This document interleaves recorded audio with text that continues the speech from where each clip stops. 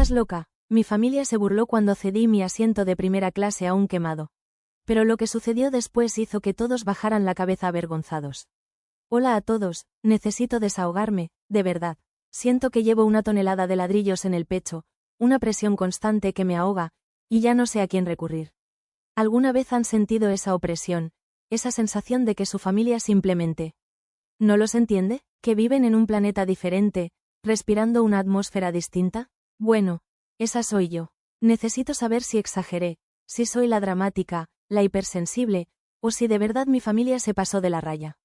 A veces me miro al espejo y me pregunto si soy yo la que está mal, si soy la que ve el mundo a través de un cristal distorsionado.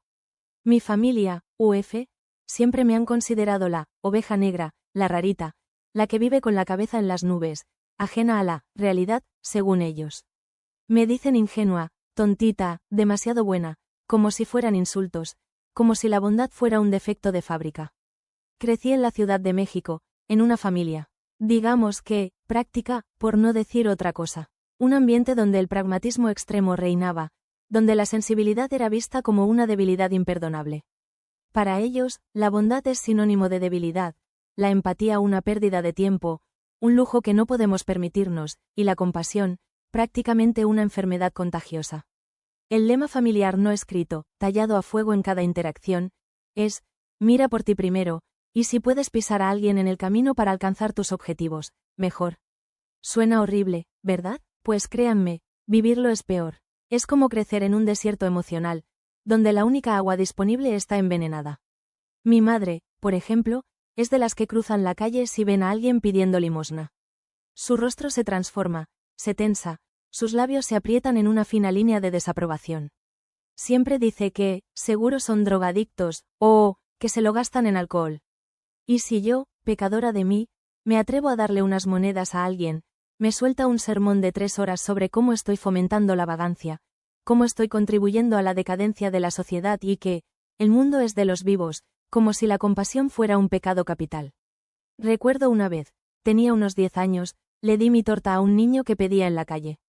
Mi madre me agarró del brazo con fuerza, sus uñas se clavaron en mi piel, y me arrastró hasta el coche, sermoneándome todo el camino. Me pone la piel de gallina solo recordarlo. Siento aún la presión de sus dedos en mi brazo. Mi padre, por otro lado, es más bien pasivo. Un hombre de pocas palabras, de mirada esquiva. Asiente a todo lo que dice mi madre, como un perrito faldero, sin atreverse a cuestionar sus juicios, sus sentencias inapelables. Nunca me ha defendido, nunca ha dicho, oye, deja a la niña en paz. Nunca ha interpuesto su supuesta autoridad para protegerme de los ataques verbales de mi madre. Es como si no existiera una opinión propia ahí dentro, como si su voz se hubiera apagado hace mucho tiempo. Su silencio es cómplice, pesado, una losa más en mi espalda. Y luego está mi hermano, el campeón mundial de la ironía y el sarcasmo, el maestro de la burla disfrazada de humor. Cada vez que hago algo remotamente, bueno, entre comillas, porque para ellos la bondad no existe, es un concepto utópico, una fantasía infantil, me lanza una mirada de superioridad, una mezcla de condescendencia y desprecio, y suelta algún comentario mordaz, alguna frase afilada que se clava en mi autoestima. ¡Ay, qué santa eres!, dice con un tono que gotea veneno, con una sonrisa cínica que me revuelve el estómago. O peor aún, empieza a imitarme con voz chillona, exagerando mis gestos, fingiendo que lloro por la situación de alguien, montando un espectáculo grotesco para el deleite de mis padres, quienes lo recompensan con risas y palmadas en la espalda. Es humillante, degradante, un ritual de humillación pública que se repite una y otra vez. Siento que me encojo, que me hago pequeña, invisible, que me disuelvo en la vergüenza. Crecer con ellos ha sido un reto, por decirlo suavemente. Ha sido una batalla constante, una guerra de desgaste contra mi propia sensibilidad. Me he acostumbrado a sus comentarios despectivos, a sus miradas de reprobación, a su constante burla, como un soldado se acostumbra al ruido de las bombas. He aprendido a callarme, a tragarme mis sentimientos, a construir un muro alrededor de mi corazón, a no compartir mis actos de bondad con ellos porque sé que la respuesta siempre será la misma. Un coro de risas, una lluvia de sarcasmos, un juicio condenatorio. Estás loca. Pero a veces, solo a veces, cuando el cansancio me vence y las dudas me asaltan, me pregunto si realmente soy yo la del problema. Si soy yo la que está mal por querer ayudar, por sentir compasión, por creer, a pesar de todo, que el mundo puede ser un lugar mejor. Por eso estoy aquí, exponiendo mi vulnerabilidad ante ustedes. Necesito una opinión externa, una voz ajena a la dinámica tóxica de mi familia. Necesito saber si soy yo la que está exagerando, si soy yo la que necesita endurecerse, o si mi familia de verdad está un poco retorcida. Necesito saber si mi brújula moral está rota, o si simplemente apunta a un norte diferente al de ellos. No es que sea la primera vez que me pasa algo así. Llevo toda la vida aguantando sus comentarios mordaces, sus indirectas venenosas, su desprecio por cualquier acto de bondad. Se ha convertido en una especie de deporte familiar, una competición a ver quién me humilla más, quién me hace sentir más pequeña, más insignificante. A veces siento que soy un bicho raro en un laboratorio, observada bajo el microscopio de su juicio implacable. Recuerdo una vez, volvía de la universidad en metro, atestada como siempre. Una señora mayor, con las bolsas de la compra a punto de reventar, subió al vagón. No había asientos libres, así que, sin pensarlo dos veces, me levanté y le ofrecí el mío. La señora, con una sonrisa que le iluminaba el rostro arrugado, me dio las gracias con una voz temblorosa. Me sentí bien, una pequeña chispa de satisfacción en medio del caos cotidiano. Pero cuando llegué a casa y les conté lo sucedido, mi hermano puso los ojos en blanco y dijo: «Apuesto a que la viejita te metió la mano en el bolsillo y te robó la cartera». «¿No te diste cuenta, Caperucita Roja?». Mi madre soltó una carcajada y mi padre, como siempre, asintió en silencio. Sentí como si me hubieran dado una bofetada. Toda la satisfacción, la pequeña alegría que había sentido se evaporó, reemplazada por una sensación de vergüenza y frustración. ¿Tan difícil era entender un simple acto de amabilidad? ¿Tan retorcido era mi mundo por querer ayudar a alguien? Otra vez, un sábado por la mañana, estaba paseando al perro en el parque cuando vi a una chica llorando desconsoladamente en un banco. Me acerqué con cautela, le pregunté si estaba bien, si necesitaba algo. Resultó que había perdido a su perro, un pequeño chihuahua llamado Pulgas. Pasamos horas buscándolo por todo el parque, pegando carteles con su foto, preguntando a la gente si lo había visto. Finalmente, después de casi 3 horas de búsqueda incansable, encontramos a Pulgas acurrucado debajo de un arbusto, temblando de miedo. La chica me abrazó con fuerza, llorando de alegría, agradeciéndome una y otra vez. Ese día me sentí útil, como si hubiera hecho algo realmente importante, como si mi existencia tuviera un propósito. Pero cuando llegué a casa, con la ropa sucia y el pelo revuelto, mi madre me miró con desaprobación y dijo: «Mira cómo vienes, pareces una vagabunda». ¿Y todo para qué? Para buscar el perro de una desconocida. Deberías preocuparte más por tus propios asuntos. Mi hermano, sin perder la oportunidad, añadió: «Seguro la chica era una traficante de perros y te utilizó para recuperar su mercancía». Y mi padre, por supuesto, asintió en silencio. Sentí un nudo en la garganta, una opresión en el pecho, como si me hubieran arrebatado el aire. ¿Por qué? ¿Por qué no podían entenderlo? ¿Por qué no podían alegrarse por mí, por la chica, por Pulgas? Esos comentarios, esas burlas constantes, aunque duelen, se han vuelto algo común, como el ruido del tráfico en la ciudad, un zumbido constante de fondo que a veces consigo ignorar, pero que siempre está ahí, recordándome que en mi familia, la empatía es un defecto, la bondad una debilidad, y la compasión, una pérdida de tiempo. Me hacen sentir como si estuviera loca, como si viviera en un mundo de fantasía, ajena a la realidad cruel y despiadada que ellos me pintan. Me duele que no valoren mi forma de ser, que me hagan sentir avergonzada por ser amable, por querer ayudar, por creer en la bondad de la gente. A veces me pregunto si algún día podré escapar de este círculo vicioso, si algún día encontraré un lugar donde mi sensibilidad sea valorada, donde mi empatía no sea motivo de burla, donde mi corazón pueda, por fin, respirar tranquilo. Todo explotó en un vuelo a Londres. Era un viaje familiar, de esos que se supone que deben unirte, crear recuerdos felices y todo ese rollo.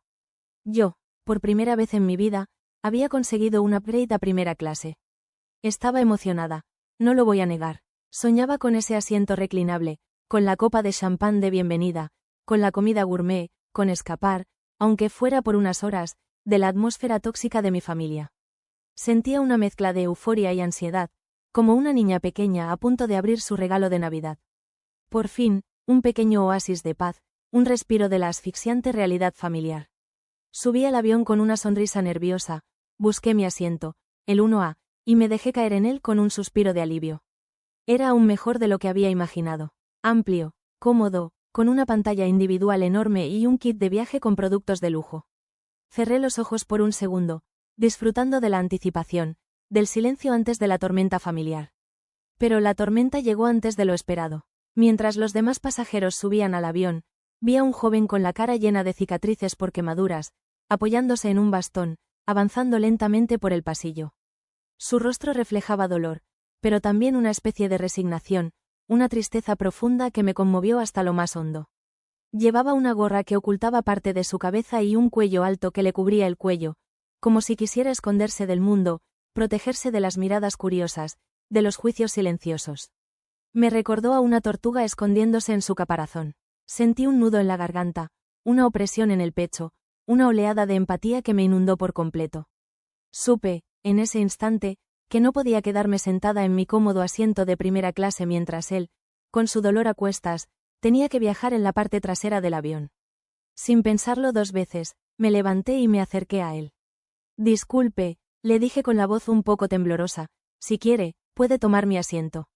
Yo puedo ir atrás. El joven me miró con sorpresa, sus ojos, de un azul intenso, se abrieron como platos. Dudó por un segundo, como si no pudiera creer lo que estaba escuchando. Luego, una pequeña sonrisa se dibujó en sus labios, una sonrisa frágil, como una flor abriéndose paso entre las grietas del asfalto. ¿De verdad?, preguntó con una voz suave, casi un susurro.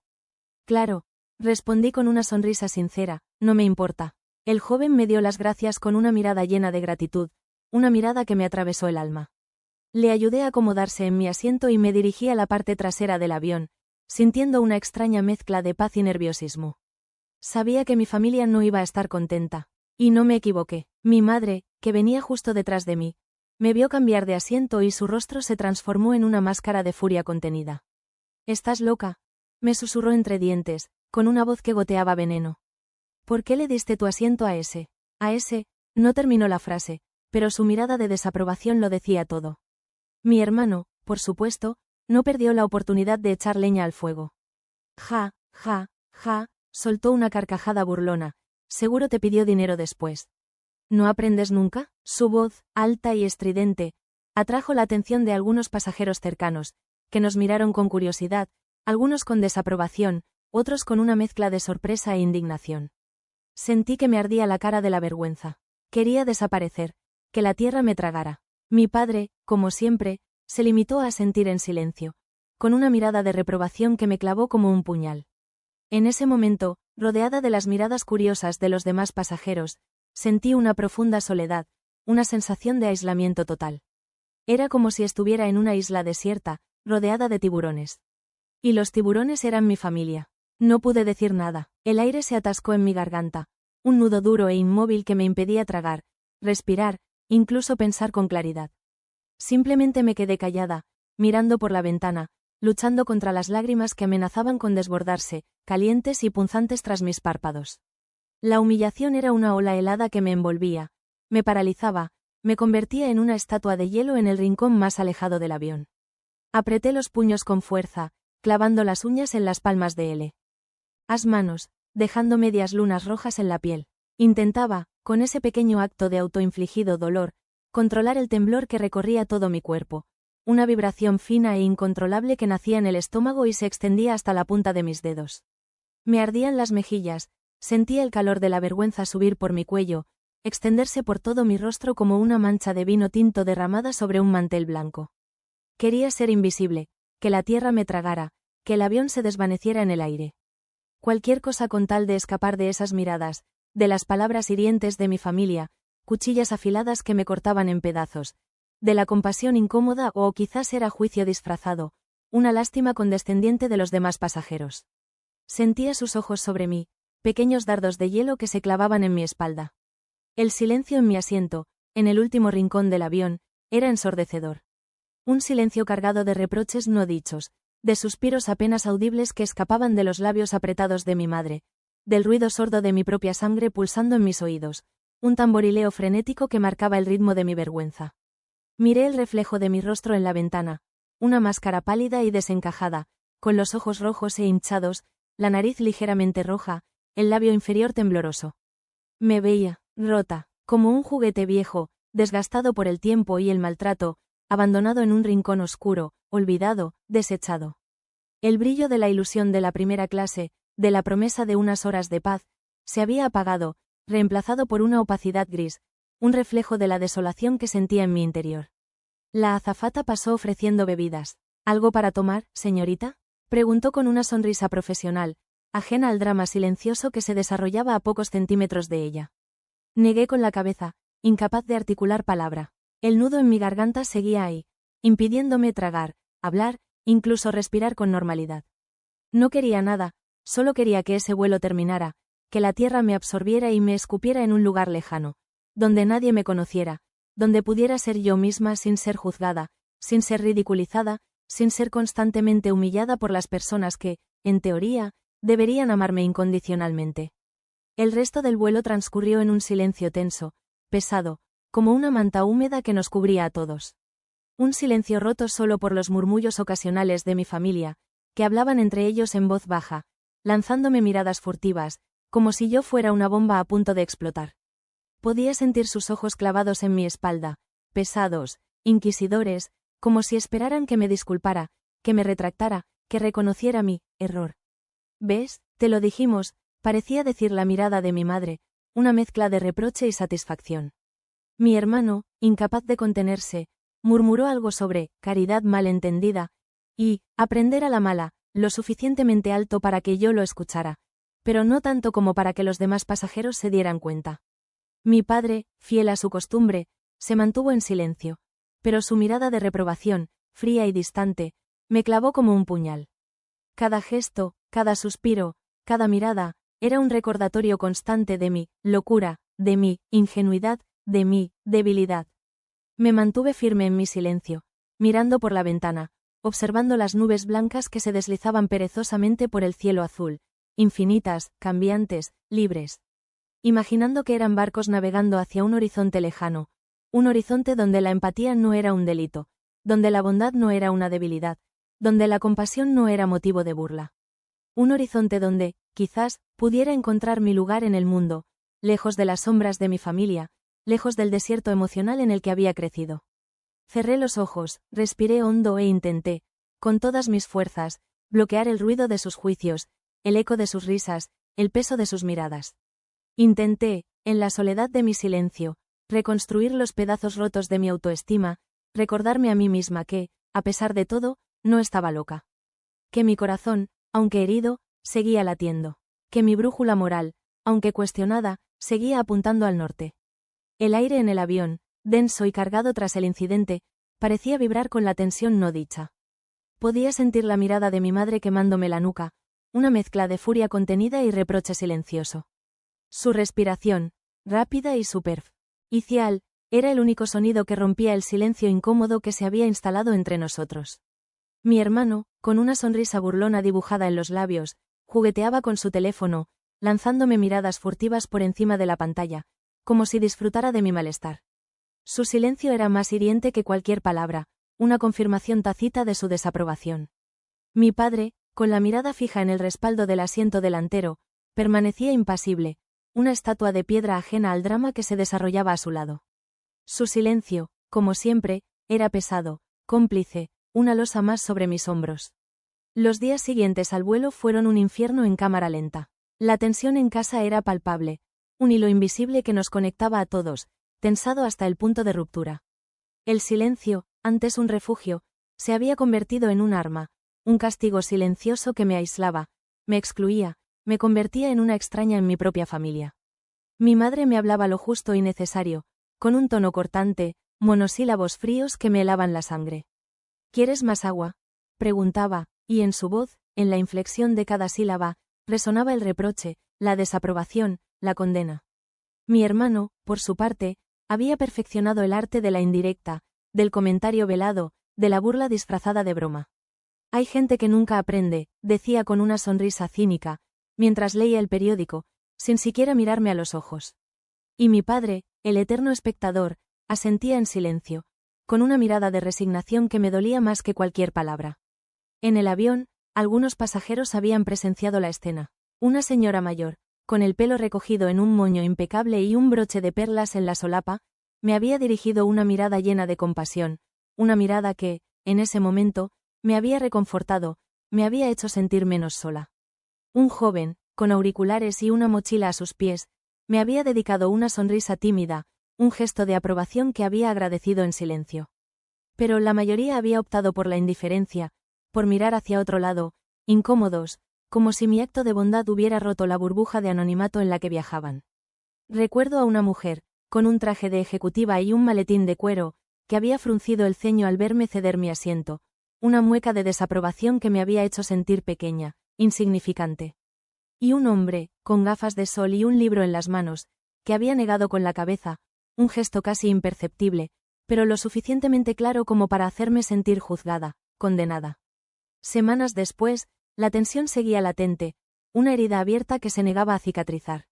La invitación a la cena familiar en casa de mis tíos llegó como una sentencia, la confirmación de que el drama, lejos de disiparse, estaba a punto de estallar con más fuerza. Mi tía, una mujer imponente con una voz que cortaba el aire como un látigo, era la encarnación del pragmatismo extremo, la reina de la crítica despiadada. Su casa, una mansión fría y opulenta, era un reflejo de su personalidad. Impecable, perfecta, desprovista de cualquier rastro de calidez humana. Mi primo, un abogado exitoso y arrogante, con una sonrisa que no llegaba a los ojos, siempre había disfrutado menospreciando mis valores, ridiculizando mi empatía, calificándome de ingenua, de ilusa, de soñadora. Vive en un mundo de unicornios rosas, solía decir con una risita condescendiente. Sabía que la cena sería un campo minado, una oportunidad perfecta para que mi familia, con la complicidad de mis tíos y mi primo, volviera a diseccionar mi locura, a burlarse de mi bondad, a reafirmar su superioridad moral. El día de la cena, me vestí con un nudo en el estómago, una sensación de náuseas que me subía por la garganta. Cada prenda que me ponía, cada gesto frente al espejo, era una tortura. Me sentía como un cordero camino al matadero, consciente de su destino, incapaz de escapar. No quiero ir, le dije a mi madre, con la voz temblorosa, las manos frías y húmedas. Tengo dolor de cabeza. Mi madre, con una mirada que no admitía réplicas, me fulminó con la mirada. ¿Dolor de cabeza? No seas ridícula. Te estás comportando como una niña. Vístete y vámonos. Su voz, fría y cortante, resonó en la habitación como un eco de mi propia inseguridad. No insistí, sabía que era inútil. Mi madre, al igual que el resto de mi familia, era experta en el arte de ignorar mis sentimientos, de minimizar mis emociones, de hacerme sentir pequeña, insignificante. Así que, con un suspiro de resignación, terminé de vestirme y la seguí hasta el coche, preparándome para la inevitable tormenta. Llegamos a casa de mis tíos. El ambiente era tenso, cargado de una electricidad invisible que hacía que el aire vibrara. Los saludos fueron fríos, las sonrisas forzadas, las conversaciones superficiales. Mi tía, con una copa de vino en la mano, me observaba con una mirada inquisidora, como un halcón acechando a su presa. Mi primo, con su habitual aire de superioridad, me saludó con un gesto displicente, una sonrisa burlona que me geló la sangre. La cena transcurrió en un silencio incómodo, roto solo por los comentarios mordaces de mi tía y las risas burlonas de mi primo. Sentía sus miradas clavadas en mí, como agujas que me pinchaban la piel. Sabía que estaban esperando el momento oportuno para atacar, para volver a sacar a relucir el incidente del avión, para regodearse en mi estupidez. Y entonces, justo cuando estaba a punto de estallar, cuando la presión en mi pecho se volvía insoportable, sonó el timbre. Las semanas siguientes a la cena en casa de mis tíos fueron un torbellino de emociones contradictorias. La tensión familiar, lejos de disiparse, se había enquistado, como una astilla clavada en la piel, una molestia constante, un recordatorio permanente de mi transgresión. El silencio seguía siendo el lenguaje predominante en casa, un silencio pesado, cargado de reproches no dichos, de miradas furtivas, de suspiros apenas audibles. Y en medio de ese silencio, en la soledad de mis pensamientos, comencé a cuestionarme todo. A dudar de mí misma, de mis valores, de mi forma de ver el mundo. ¿Realmente había hecho mal en ceder mi asiento? ¿Había sido ingenua, estúpida, al dejarme llevar por mi empatía? Debí haber ignorado al joven con las quemaduras, haberme quedado en mi cómodo asiento de primera clase, disfrutando de mi copa de champán y de mi comida gourmet, ajena a su dolor, a su sufrimiento. La pregunta, como un gusano, se retorcía en mi cabeza, royendo mi confianza, minando mi autoestima. Las palabras de mi familia, Como un mantra repetido hasta la saciedad, resonaban en mis oídos. Estás loca, eres demasiado sensible, el mundo es de los vivos, no aprendes nunca. Y por un momento, solo por un momento, empecé a creerles. Empecé a dudar de mi propia cordura, a cuestionar mi forma de ser, a preguntarme si realmente era yo la del problema. Me veía a mí misma en el reflejo del espejo, una figura borrosa, desdibujada, como un fantasma.